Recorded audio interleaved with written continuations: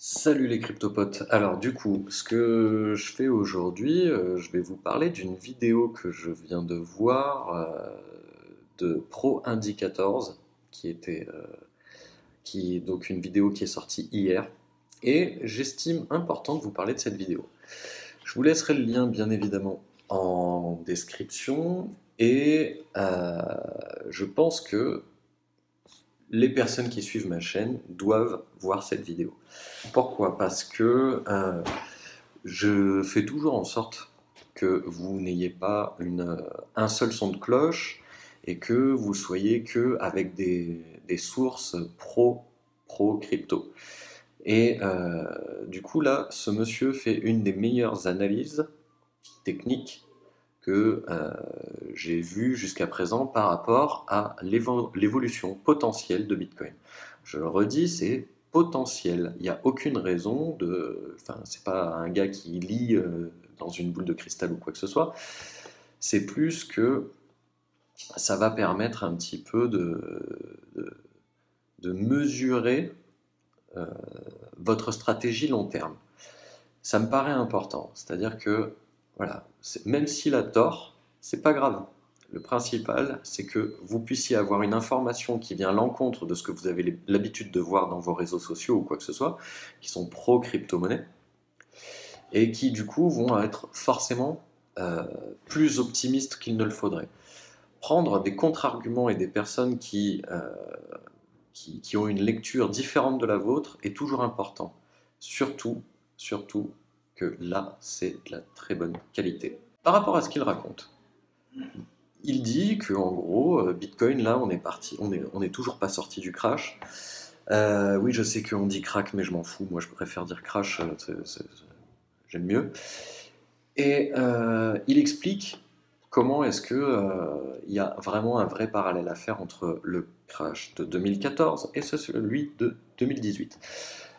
Donc, moi, je vous engage à aller jeter un coup d'œil à cette vidéo qui dure 15 minutes, mais qui est vraiment nickel. Moi, personnellement, c'est pas très grave que Bitcoin se pète la gueule. Je veux dire que j'ai déjà pris mes profits. Souvent, dans les commentaires de mes vidéos, quand je dis hold, les gens disent ouais, bah c'est facile pour toi et tout machin, nanana, t'as dû prendre tes profits. Bah oui, bien sûr que oui. On ne hold pas si on n'a pas pris ses profits entre temps. Mais c'est bien de le préciser. En tout cas, moi je récupère ma mise de départ et après je peux hold tant que je veux. Je m'en fiche, c'est que de la plus-value. Là où je veux dire que c'est important, son analyse à ce gars-là, c'est que lui il parle simplement de Bitcoin. Là où moi ça m'embêterait plus, ah, c'est pas vrai ça, là où moi ça m'embêterait plus, c'est si jamais ça venait faire la même chose avec le market cap global.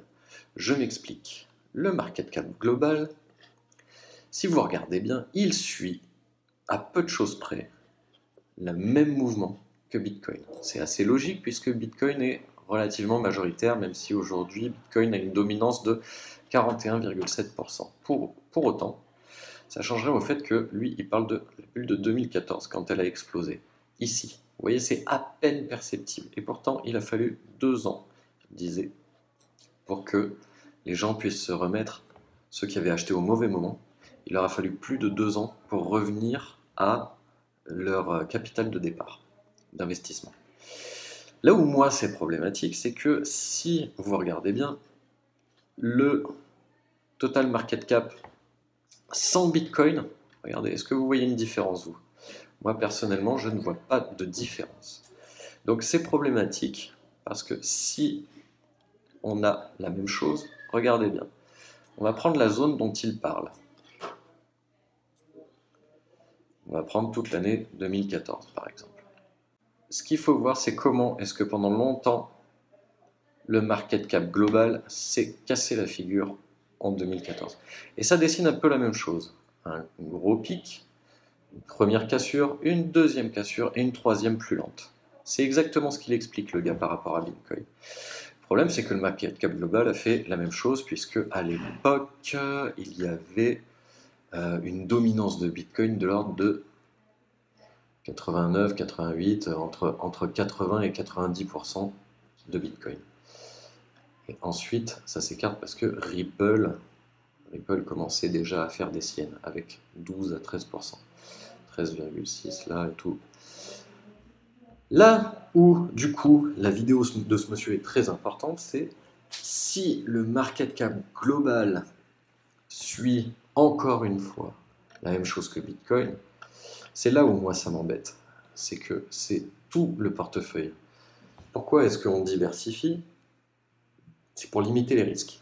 Le problème, c'est que quand il y a une crypto qui a une dominance aussi forte, qui fait peur à tous les investisseurs et que du coup les investisseurs se retirent de Bitcoin mais aussi des autres et que du coup la market capitalisation subit le même revers, on va retomber à une capitalisation sous les 200 000, en tout cas ça paraît plus que probable si on suit son schéma à lui, et c'est là où je vous dis d'être intelligent, de réfléchir à qu'est-ce que vous voulez faire sur le long terme.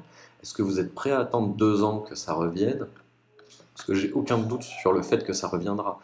Je veux dire, on s'est mis là-dedans, c'est bien parce que la technologie de la blockchain, on y croit, et c'est pas, pour ma part, que de faire de l'argent, de l'argent, de l'argent. C'est aussi faire partie d'un monde en mouvement.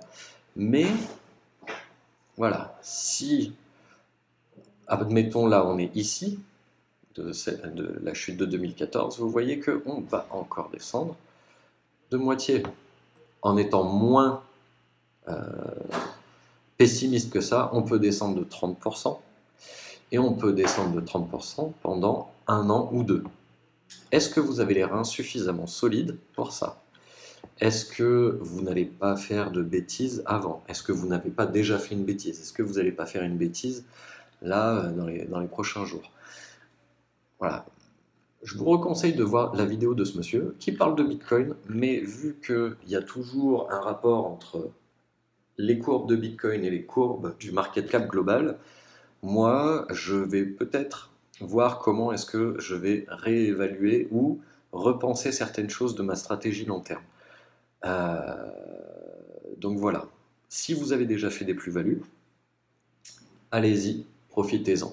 Si vous n'avez pas encore fait de plus-value, réfléchissez bien, ne rentrez pas maintenant. Je pense qu'il faut avoir des indicateurs forts de reprise. Il faut qu'on ait à nouveau des gros breakouts. Il faut qu'on sorte de ce qui nous fait des limites.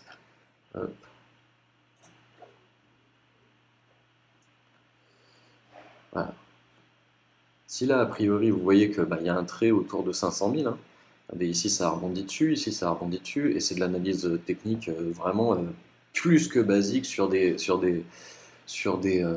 graphiques un peu tout pourris, mais la ligne des 500, là, vous voyez qu'on n'arrive plus à la dépasser. Elle a fait support, et maintenant elle a l'air de faire résistance. Donc, on va se méfier, et on va attendre un peu avant de prendre certaines positions qu'on pourrait regretter pendant au moins 2 ans. Au moins 2 ans, je dis n'importe quoi, pendant au moins 6 mois, 1 an. Après, la pattern ne va pas forcément se reproduire exactement de la même façon, mais voilà. Est-ce que vous avez les reins assez solides? Voilà. Dites-le en commentaire, faites-vous plaisir. En tout cas, faites attention à vos investissements. À très bientôt, ciao.